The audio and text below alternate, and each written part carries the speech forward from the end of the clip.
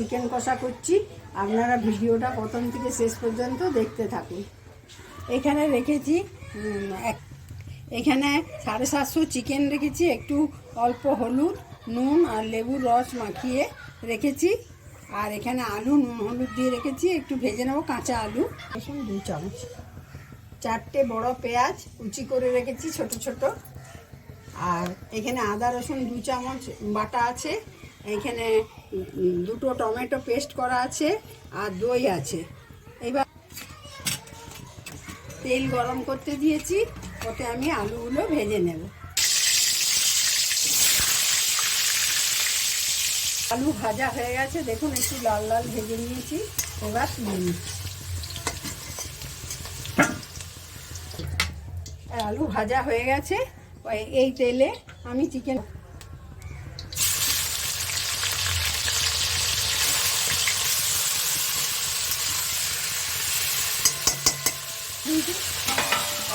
অল্প চাপা দিয়ে একটু ভেজে নেব।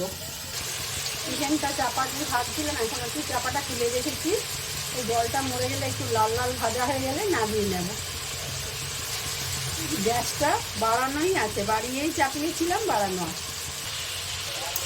এবার চিকেন ভাজা হয়ে গেছে, আমি তুলে নিচ্ছি।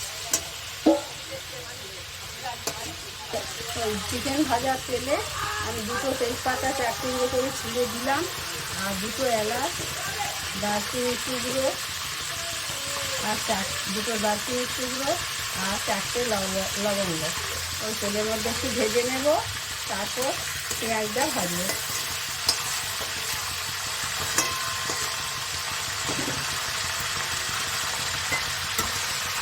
পেঁয়াজ কুচোগুলো দিয়ে দিচ্ছি।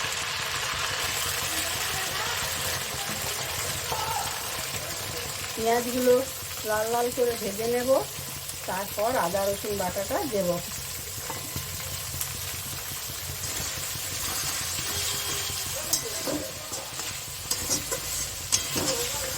যতক্ষণ আমার পেঁয়াজটা ভাজা হচ্ছে, ততক্ষণ আমি চিকেনটা, এই ভাজা চিকেনটা ম্যারিনেট করে রাখবো। দইটা দিলাম, এতে আমি কাশ্মীরি লঙ্কা দিচ্ছি 1 চামচ, ধনে গুঁড়ো 1 চামচ আর নুন পরিমাণ মতো, এটাও এতে দিয়ে দিলাম।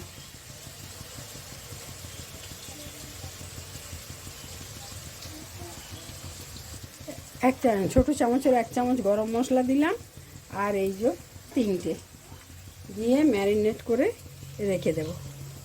যতক্ষণ আমার পেঁয়াজ ভাজা হচ্ছে, ততক্ষণ আমি এগুলো ম্যারিনেট করে রাখবো।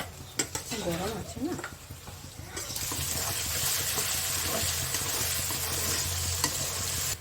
এইবার আদা রসুন বাটাটা দিয়ে দিলাম। এবার একটু আদা রসুন বাটাটা কষে নেব। আমার আদা রসুন একটু ভাজা হয়ে গেছে। এবার টমেটো পেস্টটা দিয়ে দিলাম, আর অল্প একটু হলুদ দিলাম যাতে রঙটা একটু আসে।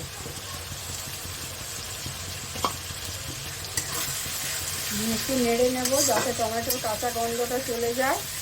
তারপর ম্যারিনেট করা মাংসটা দিয়ে দেবো।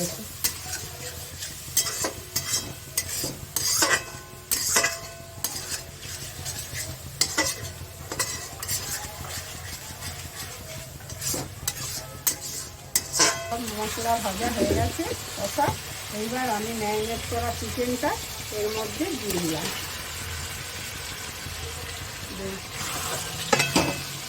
গ্যাসের আগুনটা বাড়ানোই আছে।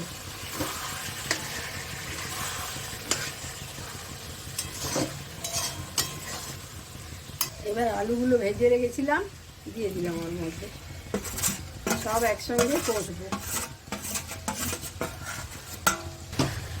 চাপা দিয়ে গ্যাসের আগুনটা কমিয়ে দিলাম। এইবার আমি চাপা দিয়ে দেব, মাঝে মাঝে খুলে নাড়বো।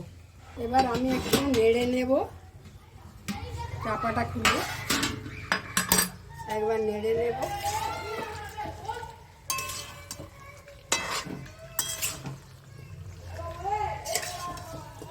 চিকেনটা নেড়ে নিলাম, আর এই যে চিকেনে ম্যারিনেট করা বাটিটায় অল্প জল দিয়েছি, এই জলটা দিয়ে দিলাম। এই চিকেন কারিতে বেশি জল লাগে না, অল্প জল দিলাম, দিয়ে আবার চাপা দিয়ে দেবো, সেদ্ধ হলে তারপর আবার দেখা হবে। এখন চাপা দিয়ে দিলাম, চিকেনটা কষা হয়ে গেছে, মানে সেদ্ধ হয়ে গেছে। এবার আমি চাপাটা খুলছি।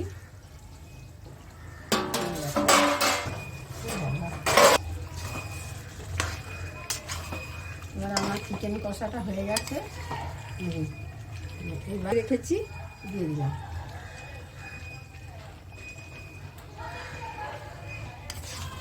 তারপর নেড়ে একটু খাবার দিয়ে নেড়ে নিলাম। এবার একটু জল দিচ্ছি, একটু মানে এটা তো চিকেন কারি, একটু ফ্রাই হবে। ধনে পাতা দিলাম, এবার অল্প একটু জল দিলাম, একটু কাই হবে। এটা চিকেন কারি হচ্ছে কষা। এই জলটা একটুখানি নড়বে, একটু কাই হবে, আমি নামিয়ে নেব। আপনারা এইভাবে রান্না করে খেয়ে দেখবেন, কেমন লাগে আমাকে কমেন্ট করে জানাবেন। আমার চ্যানেলটাকে লাইক করবেন, আমার ভিডিওটাকে লাইক করবেন, আমার চ্যানেলটাকে সাবস্ক্রাইব করবেন, আর ফেসবুক আর ইনস্টাগ্রামে আমাকে ফলো করবেন। দুটোরই লিঙ্ক ডেসক্রিপশান বক্সে দেওয়া আছে। আপনারা আমার পাশে থাকবেন।